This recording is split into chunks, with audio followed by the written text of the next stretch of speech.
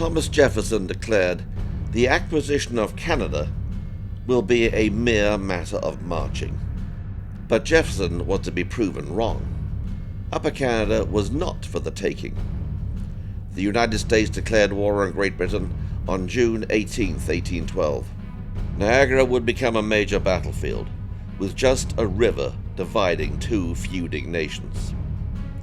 Niagara was home to Fort George, the British military headquarters in Upper Canada.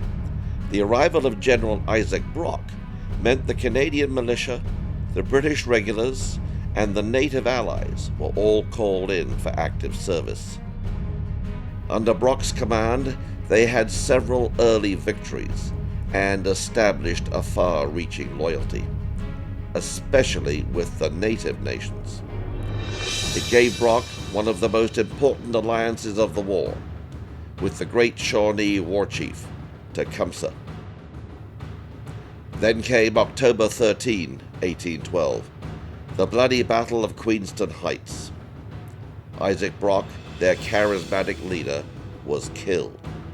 It was a devastating loss, but it was turned into a significant victory by the professionalism of his second-in-command, General Roger Sheaffe, and especially by the powerful presence of the native allies under John Norton and John Brant.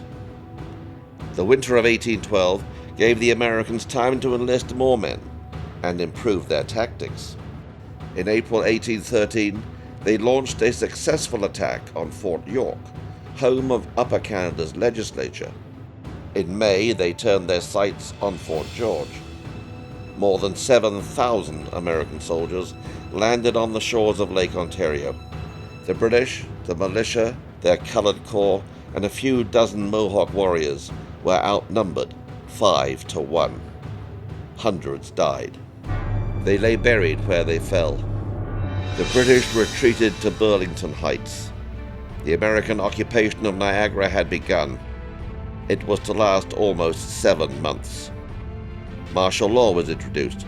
Able-bodied Canadian men were either allowed to stay on their farms with the promise not to fight, or sent to prison camps.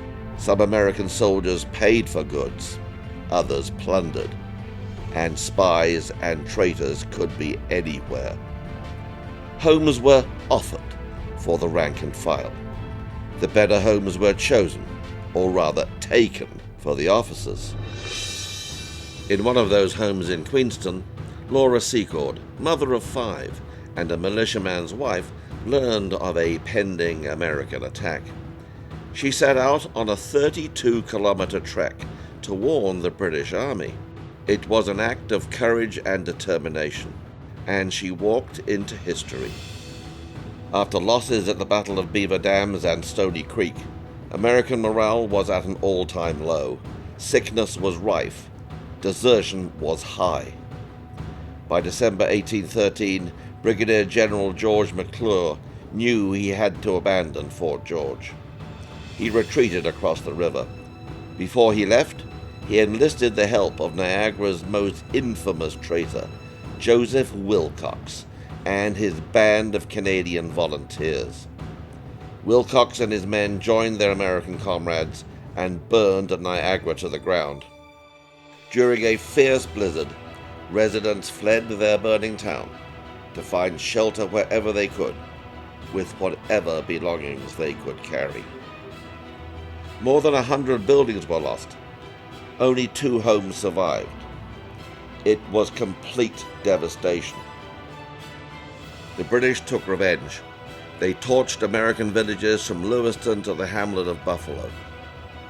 It was a rampage of violence that culminated in the burning of the White House in Washington. 1814 saw some of the bloodiest battles of the war. Lundy's Lane, Chippewa, Fort Erie. Even the village of St. David's was burned. Barely a house was left standing. Finally, enough blood had been spilled. The Treaty of Ghent was signed in December 1814. The war was over. Niagara began the task of rebuilding.